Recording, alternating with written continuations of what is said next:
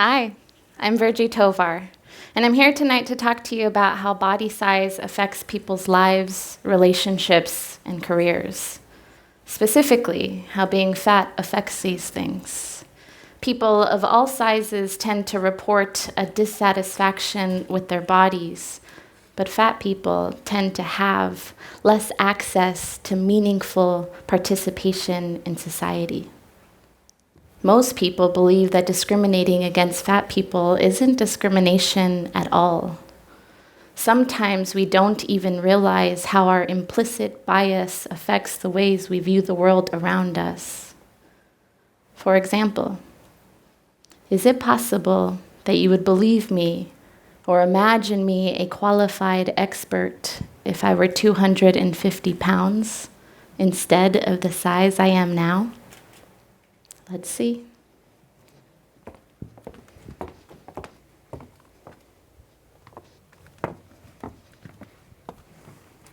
Hi, I'm Virgie Tovar.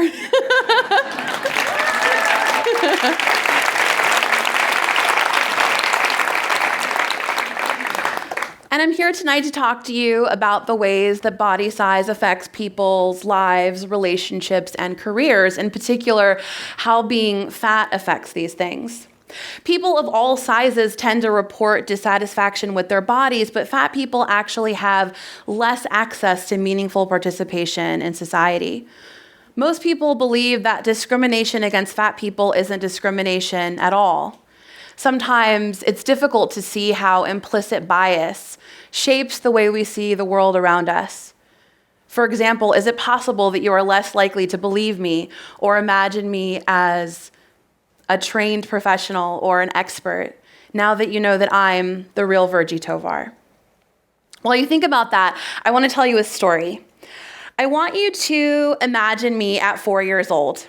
My favorite part of the day was when we got home from running errands or from preschool. I would push open the front door with both small hands and I would take off running through the living room, through the hallway, past my bedroom, past the washer dryer that made funny sounds that I liked, and into the bathroom. I would take off all my clothes, wiggling out of my pants, nearly ripping my way out of my t-shirt like it was an inconvenient membrane. I would leave my clothes in a pile on the floor and I would take off back towards the kitchen where my grandmother was always cooking. When I reached the end of the hallway where the calico cat-colored rug turned into the linoleum of the hallway, rather of the dining room, I would stop. I would spread out my arms and legs as far as I could, and I would jiggle. My thighs and belly, my cheeks would wobble, my entire body would undulate like the water in the bathtub or like at the community pool that I love so much in the summer. My body was like that water, a source of relief and fun, a place I could jump into and feel held. It felt good. Oh, it felt so good. I think back on that story now and I can barely believe that it's my own. It feels so far away. I feel protective of that little girl who could not have imagined the horrible education and body shame that was awaiting her. Less than a year later, those jiggle-filled afternoons would disappear. I would enter kindergarten and the kids in my class would teach me the lessons that they had learned about bodies from the culture. My native relationship to my body would be stolen from me, and in its place would grow one toxic idea: your body is wrong. That idea would threaten my happiness and ultimately my health for the next nearly 2 decades. It turns out that my story, even the timing of the events, were part of a bigger cultural narrative. Researchers have found that very young U.S. children show an understanding that fatness should be avoided at pretty much any cost. In fact, they asked a group of 5-year-olds if they would rather lose an arm or be fat, and they chose losing an arm.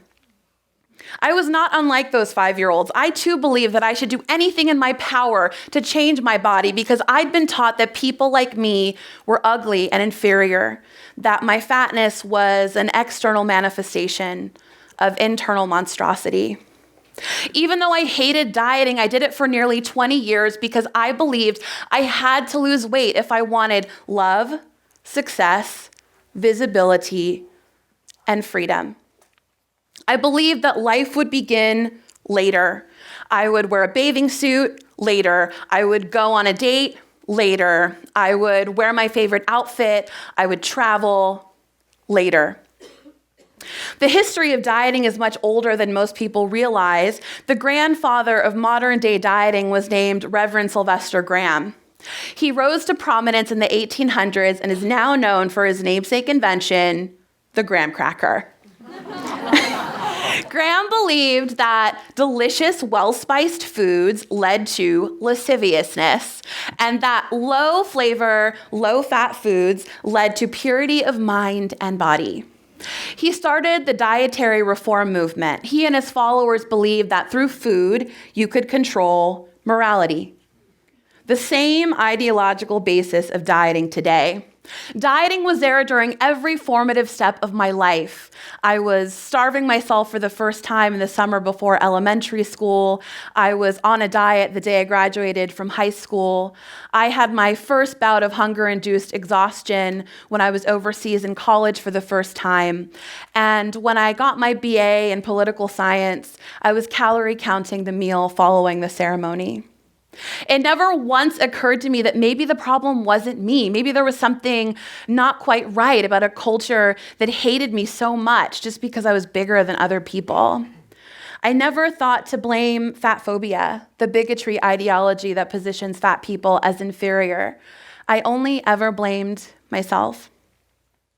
It wasn't until I began researching fat in graduate school that my ideas about all of this began to change. It was 2010, and fat studies was an emerging discipline with only a handful of books and articles. It was in this fledgling environment that I began interviewing women who had been fat their whole lives. I wanted to understand how their body size had affected the trajectory of their lives. I found that no matter what I asked them in interviews, the stories kept coming back to clothing, gender, alienation. One of my participants told me about what it was like growing up for her and how she always felt like she was straddling a line between boy and girl. A lot of times during playtime, little girls reenact heterosexual romances, and a lot of times the biggest girl is just chosen as the most appropriate for the boyfriend or the husband role. This is rarely discussed. It's often just understood that the biggest girl is best suited for the role. A number of my participants talked about never being able to find clothing in the girls' department, their department, and still others talked about how little boys in their school when they grew up treated them more roughly than they did their smaller girlfriends.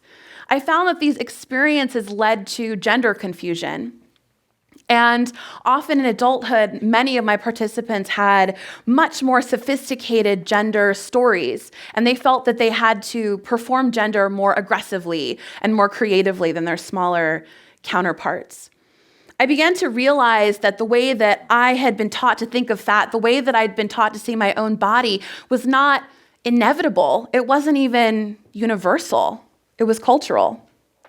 In no other example did this become more clear than when I began reading the work of anthropologists who did ethnographies in regions of the contemporary world where women go to extreme lengths to become as fat as possible, because where they live, fat rolls and stretch marks are the height of feminine beauty. Sometimes women even die from consuming weight-gaining medications designed for animals. I realize that no matter what the standard, fat or thin, women will go to extraordinary lengths to fulfill whatever their culture standard of beauty happens to be if they don't feel like they have a viable alternative. In the midst of all this, I was going deeper and deeper down the rabbit hole as a scholar and as a person, and someone asked me if I'd ever heard of a conference specifically designed for fat people. Well, I hadn't, but I looked it up online, registered, and a few weeks later, I was on the BART, taking a bus to Oakland, California, where the conference was being held. I dragged my sad little navy blue suitcase, a broke grad student, through the parking lot of the hotel, and I entered the breezeway. And about halfway through, I could smell chlorine, I could hear splashing. And as I exited the breezeway, I saw something that I'd never seen before. Something I had been told did not exist.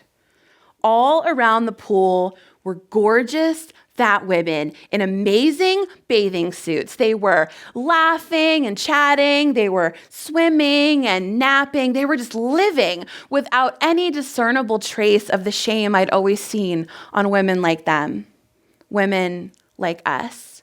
And then something even more magical happened. From the edge of this tableau came a redhead.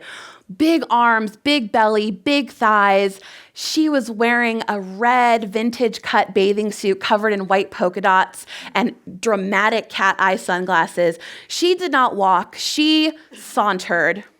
And trailing behind her was a boy carrying a parasol over her head so she wouldn't burn.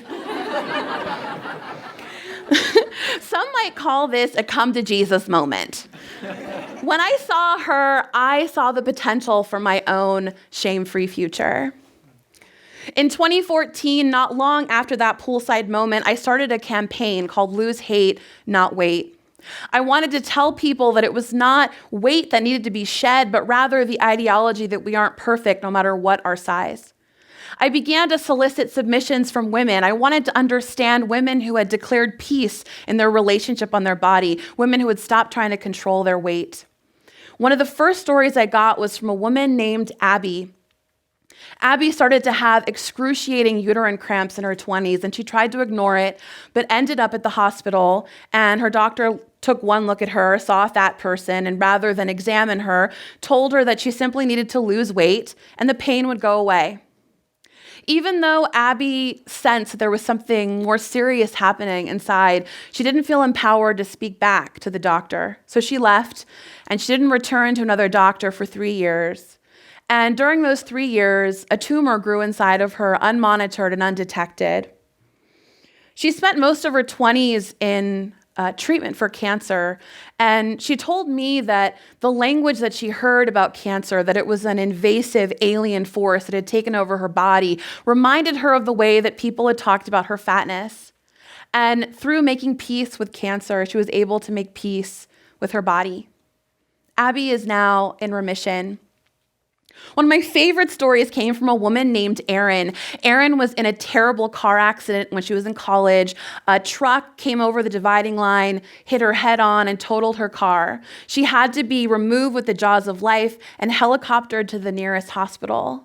Even though nearly every inch of her body was covered in lacerations and bruises, her internal organs were perfectly intact. Her doctor told her that if she hadn't been carrying a little extra weight, she would have definitely died. She said to me, "It's pretty hard to hate your body after something like that." Erin is now a well-known burlesque star in Seattle. I want to leave you with one last story. And it's one that occurred recently in November. I took a group of women to Jamaica. And every single morning, we would walk out to the edge of the Caribbean Sea. We would spread out our arms and legs as far as we could, and we would jiggle. The experience released something inside of us, the remembrance of freedom, the remembrance and the connection to ourselves as magical, the idea that our bodies are these incredible vehicles that take us through the most meaningful parts of our lives. So I want to leave you with the sentiment that you shouldn't wait one more day, one more pound. The next time that you look in the mirror and you have the impulse to judge the body you see, or you look at another person and have the impulse to judge their body, remember that childlike sense of wonder. After all, you have nothing to lose but your shame. Thank you.